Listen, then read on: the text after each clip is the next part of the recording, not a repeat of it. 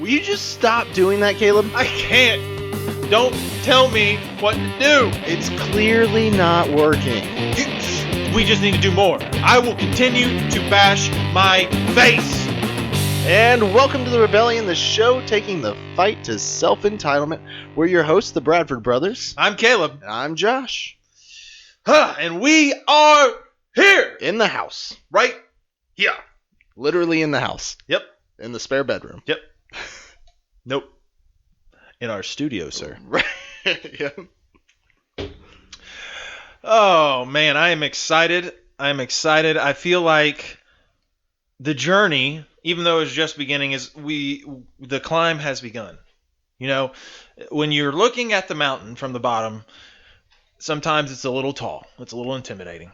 And sometimes you just got to take one step after the other. And I believe that's what we're doing. And each step has gotten better, I believe.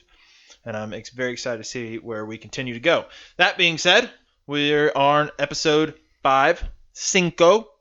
Going to be Irish next time. Not really sure what that's going to be.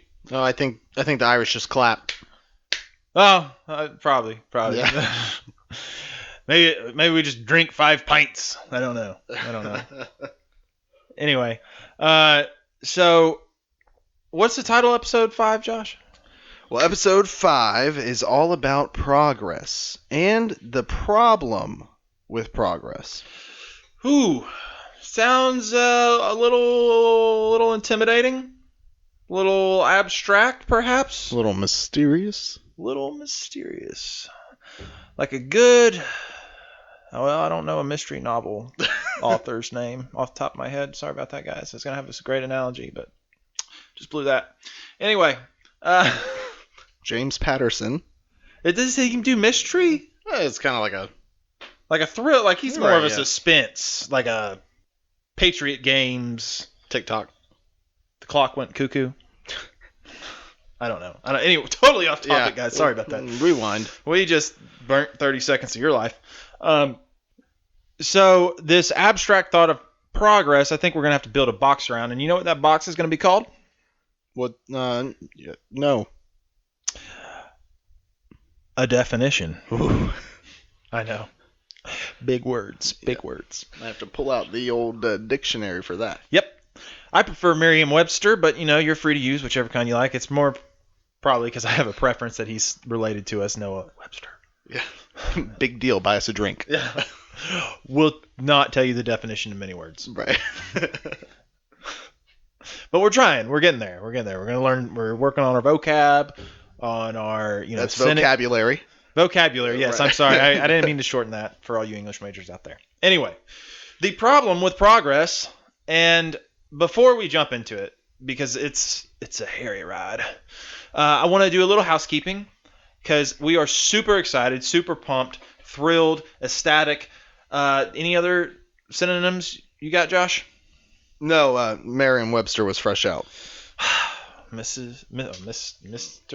Webster? I know the original was Mr., but anyway. So we have gotten way more downloads than we had anticipated. The movement is alive. It is moving. You are not alone. We are coming together.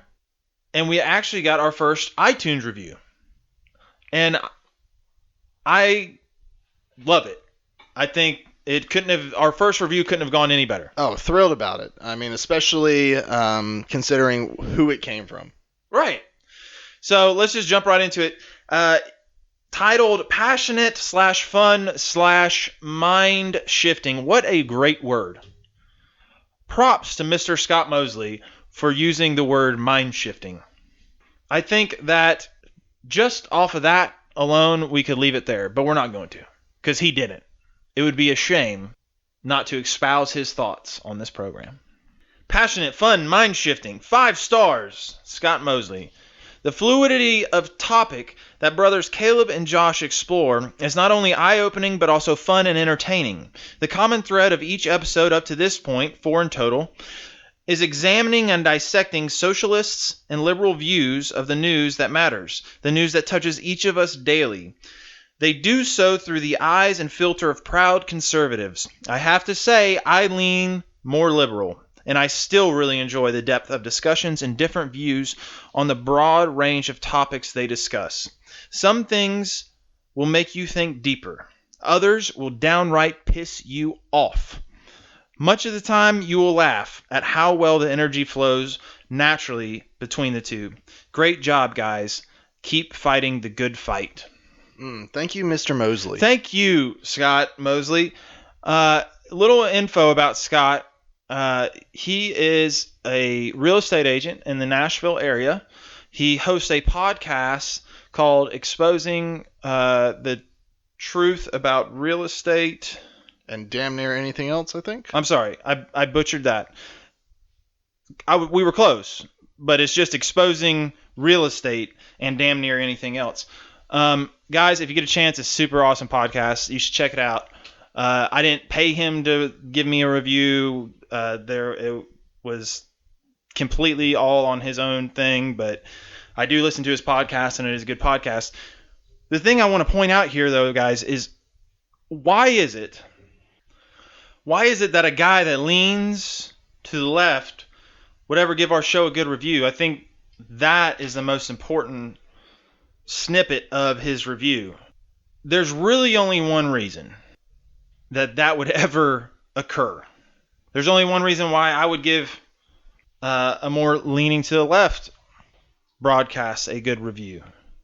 And that is because inherently the program is about seeking the truth and about gaining knowledge and doing what is right. So even though we may differ on opinions about how the government should be run, we may differ in opinions on social agendas. At the end of the day, we're both seeking the same thing. At the end of the day, we were both mature, intelligent enough people that seek knowledge to be able to hear. I can hear his point of view. I can appreciate his point of view. I can take the good things from what he has said, the valuable things, because he is a seeker of knowledge also. So that means anybody that's seeking knowledge typically has a value to bring to the conversation. And I can extract those. And just because we disagree doesn't mean we can't be friends, doesn't mean we are enemies, doesn't mean that we dislike each other. We just disagree about some things.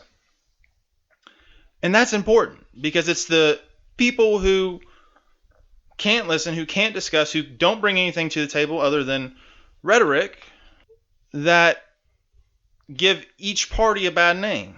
They give each side of a coin a bad name. We're all Americans, and we all want this country to be as great as possible. I personally see that we have a proven method to do that. The point is, when you share those things, the differences don't matter as much. And this actually leads us into our subject matter tonight, the problem with progress, and how you can either be a person who views progress as an idea, or you can be a person who views the results of an idea as progress. Which brings us to our first story tonight. So, Josh, explain to me about this first story, because our progressive members of our society kind of view this government entity in Norway as the standard that we should all be striving for here in America, that this Child Protection Act is the act to end all acts, that this is the cream of the crop, and this is what we should strive for as Americans. Explain to me how this works a little bit. Sure. So, as stated, the story comes straight out of Norway, whom our friends on the left hail as being very progressive in their child protection laws. So there's a couple in Norway, and they had 4 children and a baby taken away from them because these parents chose to spank their children. I think it was just the 2 older ones, as a form of punishment. Okay, and important thing to note here, it was a mild spanking. Not a beating, nothing intense. It even says they didn't find any physical marks or anything like that. And they had the children medically examined. They were all fine. And not a mark was found on them. Not a mark. but the law is very clear to the smallest detail. There is no physical correction allowed. Okay. So corporal punishment is illegal in Norway. So the idea of never having to spank a child sounds very progressive. Sounds like a good idea. But let's look at the results of undisciplined children, shall we? I believe that we have a serious epidemic of our generation, and even more so in the generation coming up under us, of young men and women, teenagers, who have such a lack of respect for their parents, for an authority figure of any kind. And listen, we're not about big government here, but we are about parents being an authority in their children's life. We have a generation that mostly grew up in broken homes. We have a generation who got participation trophies and got time out as their worst punishment. And if you look at the results of that, we now have a generation of entitlement. We have a generation that has a hard time understanding how to acquire new skills, has a hard time understanding how to critically think, has a hard time understanding why they didn't get what they wanted. But even as progressive as we already are as a nation, they want to take us further. They want to hail Norway as the standard. And in Norway, if you even spank your child, they did a full medical examination. Took these kids to a doctor, stripped them down, didn't find a single mark on their body. And your children get taken out of your home by the police because you disciplined them? Because you spanked them? Listen, my father, there's zero doubt in my mind, not a shred of doubt in my mind, that my father would literally walk in front of a moving train to stop me without hesitating, without thinking twice about it. I could do the most horrible thing in the world, and my father would not quit loving me. But my father spanked me. My father whipped my fanny when I need whipping. And honestly, he probably should have whipped it some more, because I had some issues.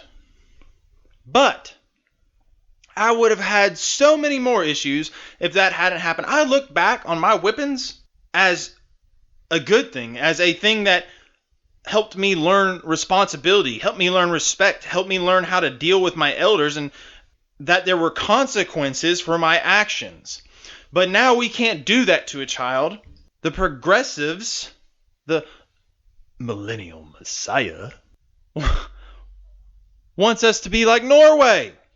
How about this? How about we be like the United States? Because I'm pretty sure when we were being like the United States, we became the greatest country that has ever been. Ever. In all of history.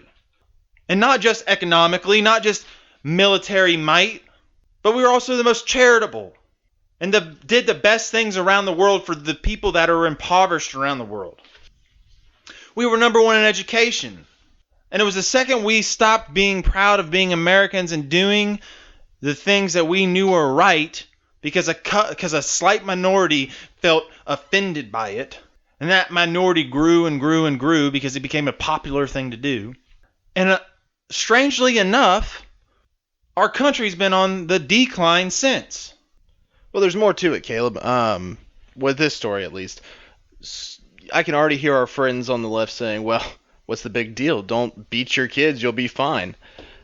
But this couple tried to be good Norwegians, and, they set up a session with family counseling, trying to do the right thing, trying to fix any problems, if the problems were actually with the way they were disciplining the kids. Was that adequate? Oh, no. They were actually informed by the family counselor that the meeting that they set up, they were going to discuss how they were going to take away custody permanently. Oh, so because they spanked their children, they now don't have any rights to them? Right. So because they spanked their children and then tried to do what the state told them to do, they just got told no. But this, my friends, is what the left wants. It's what they call progress. This is progress. This is being forward thinking, protecting the child. Listen, I am not for child abuse. That is a horrible and disgusting thing. But it is a slight, minute sliver of corporal discipline. You know what this reminds me of, Caleb? Tell me, Josh.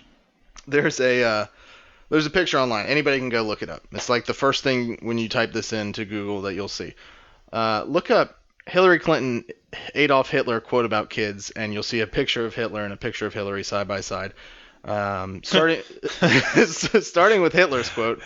Can you tell who's who? Well, it's got names under, so you can distinguish. But anyway, starting with Hitler's quote, it says, "Society's needs come before the individual's needs." Okay? Weird. Right. And Hillary says, "We must stop thinking of the individual and start thinking about what is best for the society." But there's no similarities between them, Josh. Right. And she's a freedom fighter. Basically, what that quote means, so everybody can grasp what we're saying, is your children, your rights, their rights, it doesn't matter. What only thing that matters is you belong to the state, you belong to the society that you're in. The individual doesn't matter to them. Your rights do not matter. They can preach civil rights and how they're the progressive movement and how they want to help the little man all they want. The only thing that they want is to continue to grow government and to continue to make anyone that makes a substantial amount of money look evil. Why?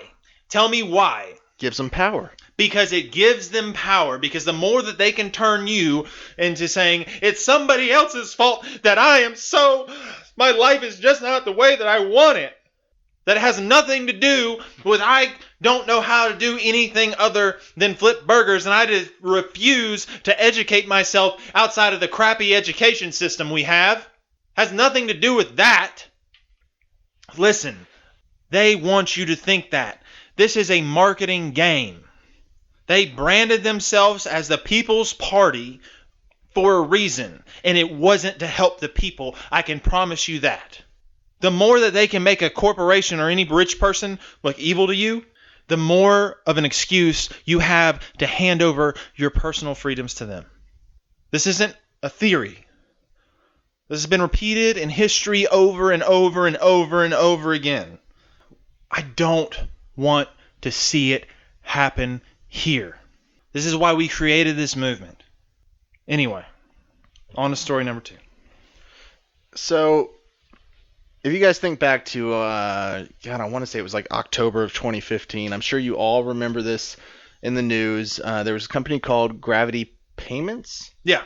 And you may not remember the name, but the CEO decided he was going to pay all of his employees the same salary of $70,000. I'm pretty sure every Bernie Sanders supporter just, got a little hot under the collar. Yeah, freaked out a little bit. Oh, baby, who is this man? Yeah. So he did it out of the goodness of his heart. Right. And that's what they would have you believe anyway. And but that was progressive of him. He took the leap. He jumped into. Oh, he got awards for it. Right. Like I think it was Entrepreneur of the Year or something in 2014, I believe it was. But I think if you dig a little deeper, you scratch the surface, you find out some other interesting facts about this story, Josh. Right. So, if you guys followed this story at all, I know most of you probably just stopped after you heard he started paying all of his $70,000 a year. Yay! Right. But if you actually followed the story, what started happening? Well, first thing that happened was all the skilled employees left. Yeah. Why would they do that? They still got a raise. Their paycheck still increased to $70,000. Well, even the ones that got paid more than $70,000 got a bump. But here's the issue, and here's been the issue with every socialistic move that's been through history.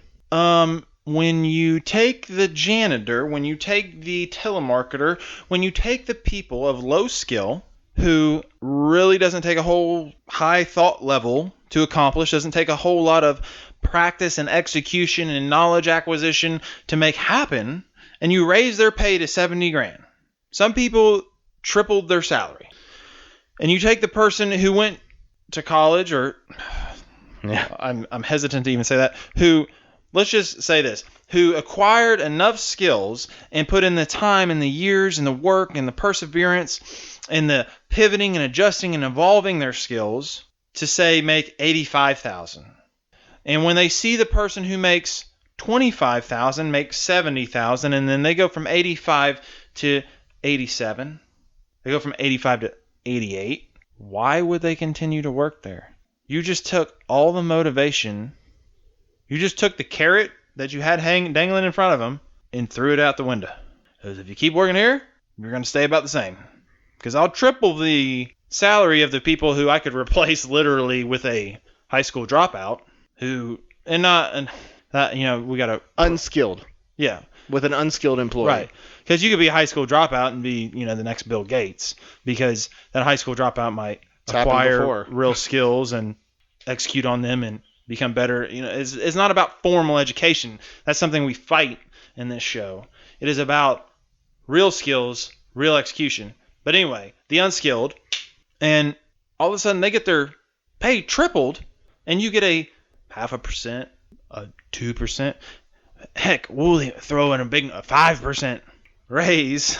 What's that going to make you want to do? Not work there anymore. And if you do continue to work there, it ain't going to make you want to work long hours. Right. It's not going to make you want to continue to hone those skills and get them better. It's going to make you go, And so they left. And the funny part is, he was praised. Oh, he's so great. He's doing this amazing thing. He took a hit to his own $1.1 million a year salary, and he went down to $70,000 a year. So his employees could have a living wage. Sounds too good to be true. That, my brother, is because it is. Once you scratch the surface, you come to find out that he actually didn't do it out of the goodness of his sweet little Jesus-looking heart. Oh, you can't be talking about the fact that his brother was suing him. That happened after the fact, didn't it? Oh, that's what he told everybody. But when you go back to this fine thing, you know what? I'll give the justice system this. As broken as it is, they keep dates. Oh yeah, they're good records. Not only do they keep dates, but they keep dates and times. And if you look back at the record of when he was served with the lawsuit, it actually occurred almost a month before he ever announced doing this philanthropic idea.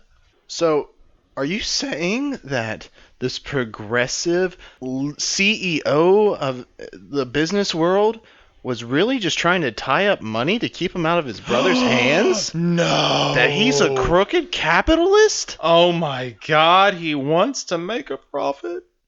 My God. Listen, your progressive hero here is the exact person you're trying to fight, and it's just it just never gets old. Like, I can see this stuff coming from a mile away. Listen, if I'm a CEO and I've built this company since I was 15 years old and I'm putting in 100 hours a week, let's say I'm a lazy CEO and I'm putting in 70 hours a week. And then all of a sudden I'm like, it doesn't matter that I built this from nothing and you dial phones for a living and annoy people to try and collect the debts that they owe me. You know what? I don't deserve the $1.1 million in a year. I'm just being greedy. I'm gonna cut mine to 70 so that all of you could have the same. You're out of your mind. This is not a fairy tale. This is the real world. And the worst part is, it wasn't even just a move to tie up funds so he wouldn't have to pay his brother. It was a complete publicity stunt to drive up sales so that in the short term he's taking a hit. But guess what? You think his pay's going to stay at $70,000 a year? No. Not only that, try and remember for a second, a CEO draws his salary, but the profits also go into a bank account. Correct. That's not his salary. Correct. That's the bank account that he owns. Right. And if you look a little further into the story, on top of that point, thank you for reminding me of that, Josh. He actually, when he did this whole move, he refinanced his homes, he sold all this stuff, and he publicized it like he was just like giving the money to his people. But he wasn't. He was reinvesting that money into the company. So you can say that, oh, if the company fails and he fails and everything's right online, yeah, sure. But he knows it's not going to fail because he just completely manipulated the liberal media to make him into a hero, which then gave him brand recognition to all the big accounts that he couldn't capture before as a philanthropist. And, oh, guess what? All of a sudden, he is rich again. It had nothing to do with rising up the little man. It had nothing to do with doing the right thing. It had everything to do with tying up money so he couldn't pay his brother what he owed him when he floated the company for him when he didn't have money. It had to do with a smart marketing move. And I'm not saying it was an evil marketing move, but everybody loves philanthropists. It's the touchy-feely society we live in. And he lives in Seattle, and his company's based out of Seattle. It's a smart marketing move. I won't hate on his business acumen, but we're going to hail him as like some sort of Nobel Peace Prize winner. It was marketing. That's all. Brand building. That's it. Anyway, we got a lot to get to and a short time to get there, so we're going to do what they say can't be done, Josh, and move on to story number 3. We've talked about ideas of progress in government, ideas of progress in business, and now we're going to move on to the idea of progress in what? Education. Ooh. So, what is progress in education, Caleb? Because I would say that ideas like go to school, get a degree, free college, like, what do you consider progress in the education world? Well, what I consider is vastly different from what you just said, which is, I don't believe what you actually think, but it's what you have heard. It's what is espoused to the youth. What you're talking about is the idea of progress in education, the idea that a higher degree, the idea that going to more in debt to go to a more expensive school, the idea of getting an MBA is somehow going to make you more educated, more worthwhile. It's going to equate to success. That's false, my friends. I hate to say it. I hate to tell all the people who dropped all this money on college that it has not going to give you what they said it was going to give you. Now, that being said, what do I have to back that argument up? Well, number one, more millionaires in the United States are non-college graduates than college graduates. The education system likes to throw out the stat that college graduates make an average of $1 million more over a lifetime than those who didn't go to college, which, sure, that may be valid, but there's a whole lot of people who didn't go to college that were exceptionally successful. And we'll get into the next segment. But the problem is that there's more people coming out with more student debt with less of an income. Why is that? Well, it's not because evil corporations want to pay them less. It's not because they didn't do what was asked of them. It is because they were sold an unrealistic dream given to them by the government, propagated from the time that they were young. It was an idea that was sold to them without any results to show for it. So Josh, I think it's time that we define what real progress looks like, what results progress looks like, and we're going to get a quote. It's from a pretty funny source, isn't it? Yeah, you guys may have heard of this author, C.S. Lewis. Pretty famous guy, I'd say. He's written some books like The Chronicles of Narnia, The Screwtape Letters. If you haven't heard of him, you should check him out. Right. I mean, he's not the first name that comes to mind when you think business or politics, but he was an incredibly smart man. And I think that his insight on the idea of progress is a valuable one. So, Josh, give me a little bit about what Mr. Lewis had to say about progress. So to quote C.S. Lewis, we all want progress, but if you're on the wrong road, progress means doing an about turn, walking back to the right road. In that case, the man who turns back soonest is the most progressive. Weird. In other words, if two men are standing at a wall and both of them are pounding their head into the wall, The one that quits the first? one that quits pounding his head into the wall first is the most progressive. Man, it's deep, deep like the ocean, that wisdom. Not to make fun of the quote, because it is a completely insightful quote, especially in our day and age. I mean, Josh, sometimes it just seems like common sense. Well, it's like you said, where most people look at the idea as progress. It's really about what? It's about the results of that idea. And that's what C.S. Lewis is saying here. It doesn't matter if you think you're progressive. It matters if your results dictate that you're being progressive. If you're getting results from your idea, that's called progress. That's moving you towards your goal. Right, and it's not just results, but good results. I mean, you're going to get results, but we sometimes fall into the rut of, oh, well, I just need to try harder. And listen, success as an entrepreneur, success in life in general, is going to take perseverance. We're not saying do not persevere if it doesn't work the first time. Like, that is misconstruing the quote. What we are saying is the same thing we've said from day one. If the market kicks you in the stomach, if the market punches you in the nose and says your product isn't good enough, that doesn't mean quit. That means adjust. That means go back, evolve, come back to the market, get hit in the face again. Okay, cool. All right, you don't want it? Fine. Hold on. I'm back. Here you go. Oh! And you do that, and you do that, and you do that, and you do that.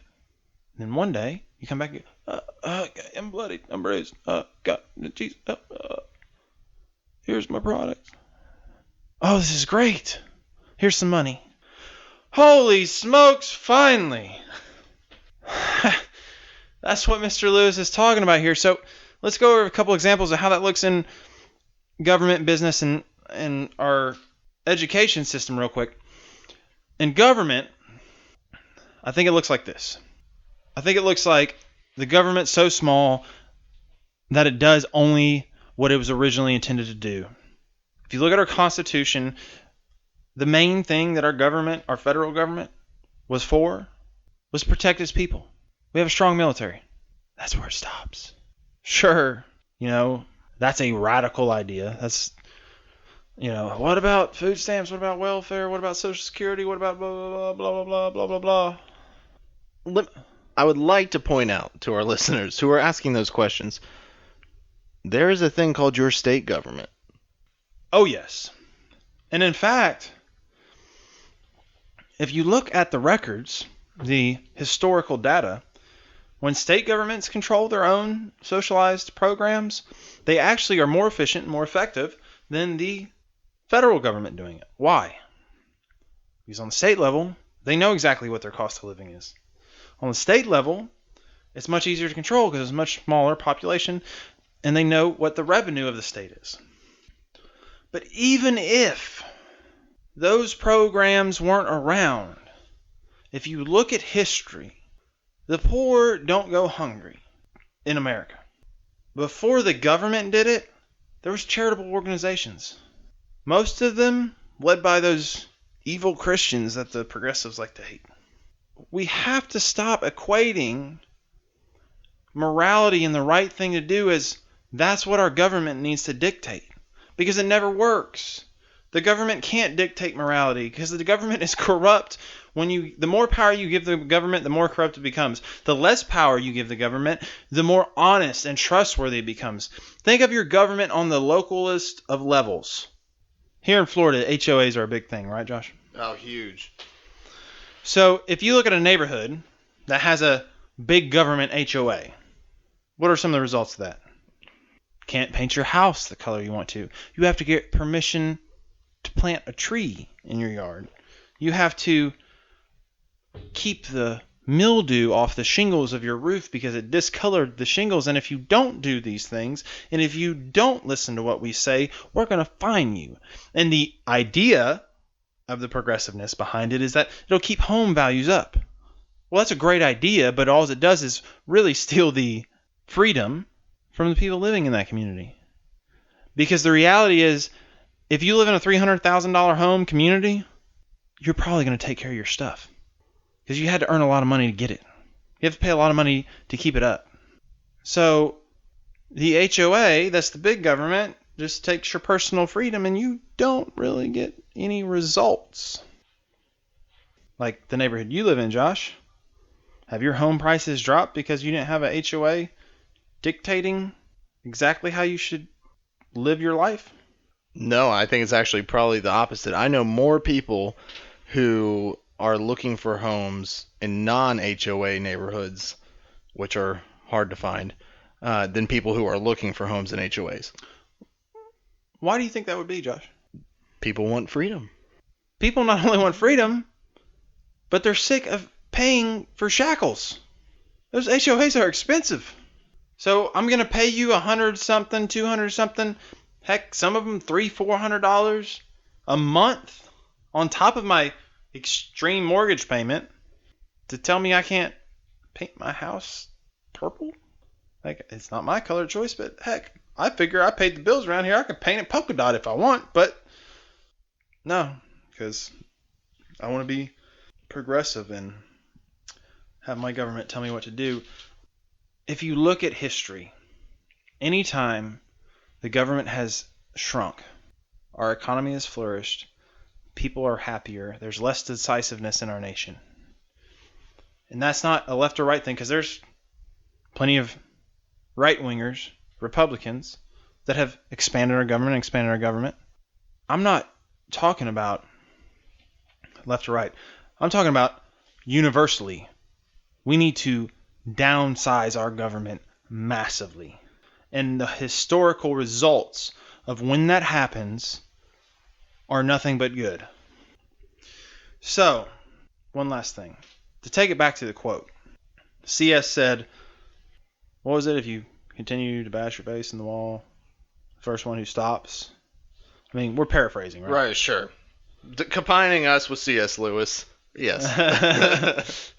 The first man to turn back from the wrong road is the most progressive. So if we can look at history and see that any time a government becomes too big, too bureaucratic, bad things happen, is it really true to call the party that wants to continue to expand government the Progressive Party? Or should another party, a possible third party, I don't know, become the Progressive Party and say, you know what, we're going to be progressive and look at the results instead of ideas. And the results dictate when we give over our personal freedoms, we also hand over our happiness and satisfaction. So, Josh, in social proof numero dos, we're talking about the progressive idea in business. And what was the story that we were talking about earlier? We were talking about the CEO who paid $70,000 to each one of his employees in order to be progressive and kind and a philanthropist. Yeah, was all a lie and has Right. no Big long-term sham. plan. Right. Gotcha. Okay. Well, the way that it really looks in business isn't giving people a high minimum wage. In fact, if you check out the World Economic Forum, there is a story, and you can Google it. It was written in, I believe it was, here you go. It was written the 19th of January in 2016, so just a couple months ago. And it talks about the 10 skills you'll need to thrive in the fourth industrial revolution. Can you expand on that a little bit, Josh? So the idea is that from 5 years from now, that like 1/3 of the skills that we consider important today are just gonna not exist anymore, right? They're gonna disappear. There'll be new jobs that don't even exist today that will just be considered common. Okay. So the report asked some chief human resource officers and some strategy officers from different employers, from leading global employers, what the current shifts mean specifically for employment, skills, recruitment across industries and geographies. And they came up with the top 10 skills from 2015. The top 10! From 2015 and 2020. So let me give you, real quickly, just a rundown of from 2015 and then what you're going to see in 2020. So what's right now? Okay, so right now, 2015. Top 10 skills. 2016. So starting at 10 and working our way to 1. Number 10, creativity. Number 9, active listening. 8 is judgment and decision making. 7 is service orientation. 6, we have quality control. 5, negotiation. 4, critical thinking. 3, people management. 2, coordinating with others. And number 1 is complex problem solving. Huh. Now go ahead and hit me for just, the idea is that it's 5 years in the future, but really it's just 4 years because this article was even written in 2016. Right. So 4 years from now, what are the 10 most critical skills we're going to need? And guys, notice how they transition around a little bit. So starting at number 10, cognitive flexibility. Number 9 would be negotiation. 8 is service orientation. 7 would be judgment and decision making. 6 is emotional intelligence. 5 is coordinating with others. 4, people management. Number 3, creativity. That was 10 before. Big jump. Yeah. Number 2, critical thinking. Big jump. And number 1, complex problem solving. Oh, that didn't change, did it? I don't know. Both of them are number 1. Huh. Before I jump in, go ahead and finish. Okay. So one of the things that this article mentions is, people might be thinking, why did creativity jump so much? Tell me. Creativity, to quote them, will become one of the top 3 skills workers will need.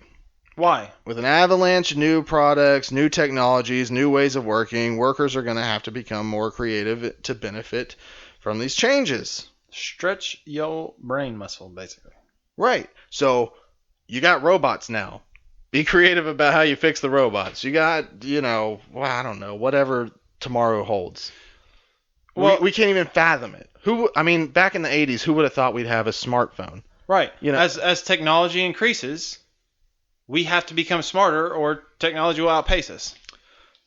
So another quote from the article that we both particularly liked. Change won't wait for us. Business leaders, educators, and governments all need to be proactive in upskilling. What was that? Upskilling. One more time. Upskilling and retraining people. What? Retraining people. Huh. So everyone can benefit from the 4th Industrial Revolution. Woo! Man, we could almost make an entire episode out of this one article.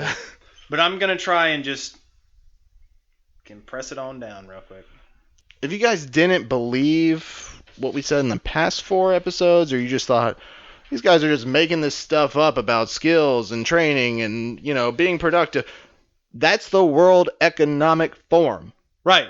That's not a conservative thing. That's not a liberal thing. That's World Economics. Global Economics just agreed with the Bradford brothers on the rebellionshow.com. Hashtag boom. Hashtag mic drop. You can go to www.weforum.org. This is not a commercial publication. This was, what was it? CFOs? CIOs? I don't know. It was industry leaders who pretty much just reiterated everything we say in this show. Guys, number 1, in 2020 and 2015 did not change. And in fact, it hasn't changed since the beginning of business. It hasn't changed since the beginning of economics. It is always, always, always, always going to be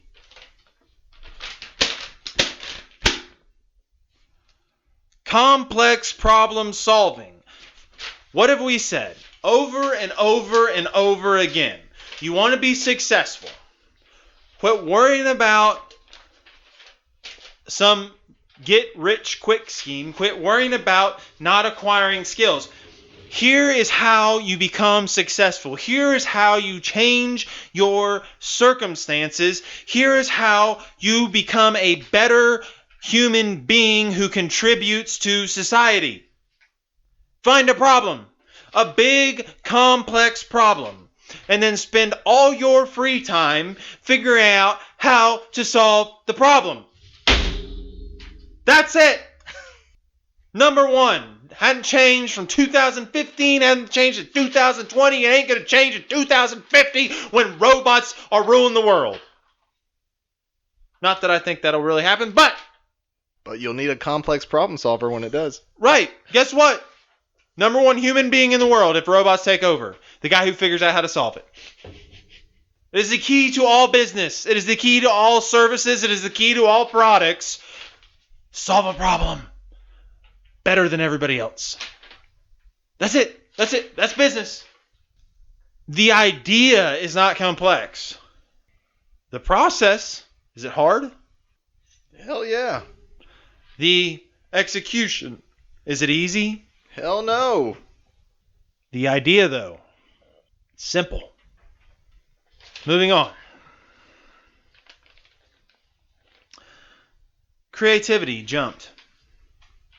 Why? Why did creativity jump? We ask ourselves. Well, if in 2015 creativity is only number 10, I mean, it still made the top 10 list, don't get me wrong. Creativity is obviously important. How does it go from 10 to 3?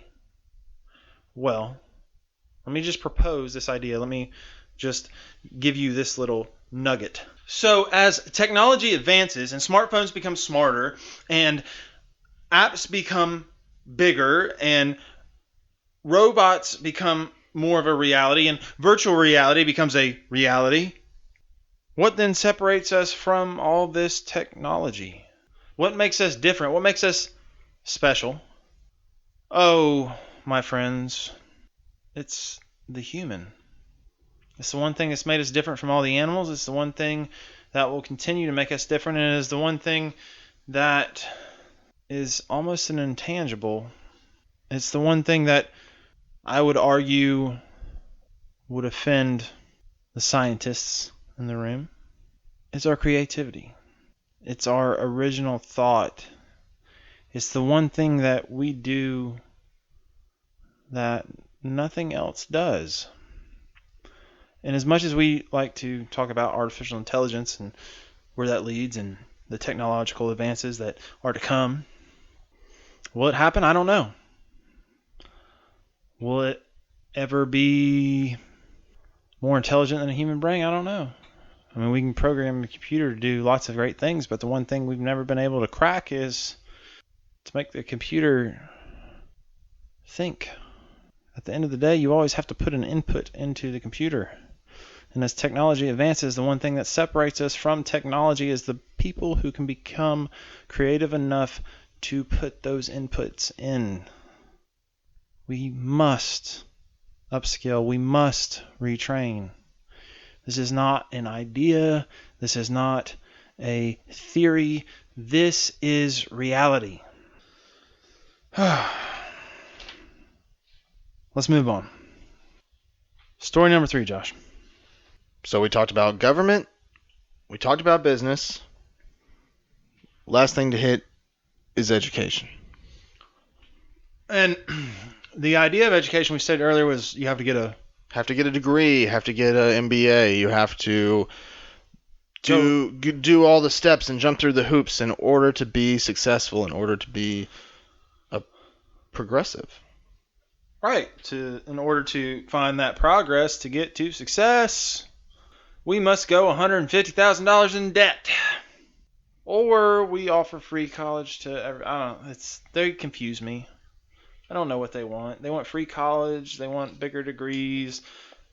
I mean, I'm pretty sure if we're up to them, pretty soon we're gonna replace the PhD with a ZHD or a double doctorate. I don't know. Because the truth is, as you create more of something, economics would state supply and demand. Refresh my memory on how that works, Josh. So for all you non-business savvy people out there, there's a thing called supply and demand and another thing called an oversaturated marketplace. Weird. Right. So if you give everybody a degree, your supply exceeds the demand. Huh. Would you say that there's an oversupply of French fry fryers? Yes, I would. Would you say that they are unhappy with their wages? Yes, I would. Would you say that that is directly congruent with because there is an oversaturation of them? Why, my brother, I would say that correlates. Yes. Now, if you said that there was a oversupply of associates of liberal arts degrees, do you believe that they would still get paid more? Well, they don't, and that's part of the problem, but to play along, yes. Would you say that they would probably be unhappy with their wages? Yeah, I would.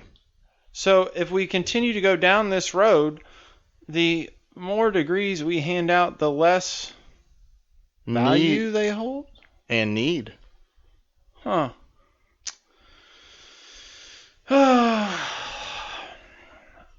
I am about to go off. When it comes to education, we do not preach formal education on this show because formal education is broken. Formal education is nothing more than a liberal brainwashing session. Professors are there to make you believe what they believe politically, and if you do not, guess what? You don't get a good grade. And if you don't get a good grade, then you don't get a little piece of paper that says you know how to follow instruction better than everybody else. Do not believe the lie that a degree is your way to success. Is a degree a good way to learn some information? Sure. I'm not saying that people who go to college don't know more than people who don't. They know more than some people who didn't go to college. I would venture to go so far as to state that a Bill Gates who dropped out of college and became still the richest man in the world, probably knows more than your average English major from the University of Illinois. Just throwing it out there. The truth is that the idea of college is a great idea.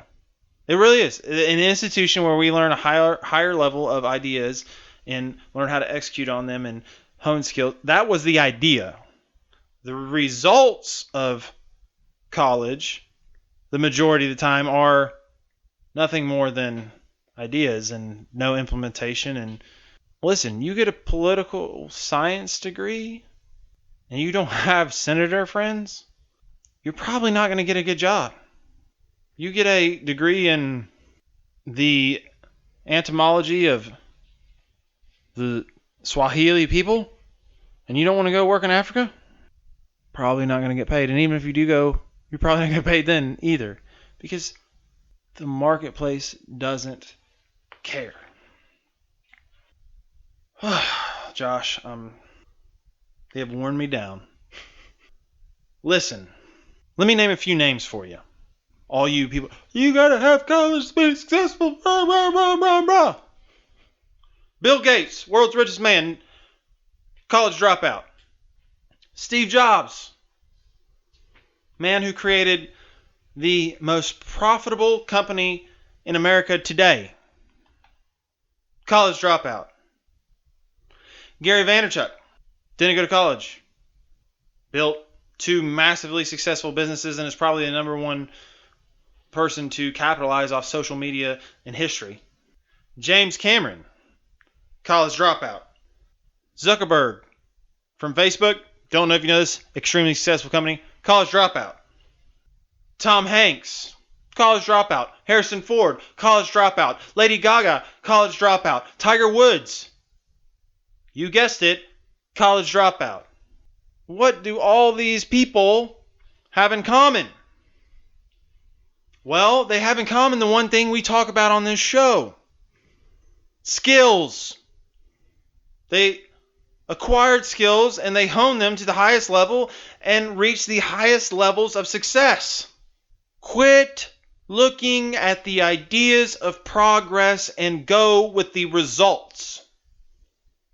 Quit buying into the lies of ideas and go with the results. Quit chasing the shiny bullet like we talked about last episode and go with the results.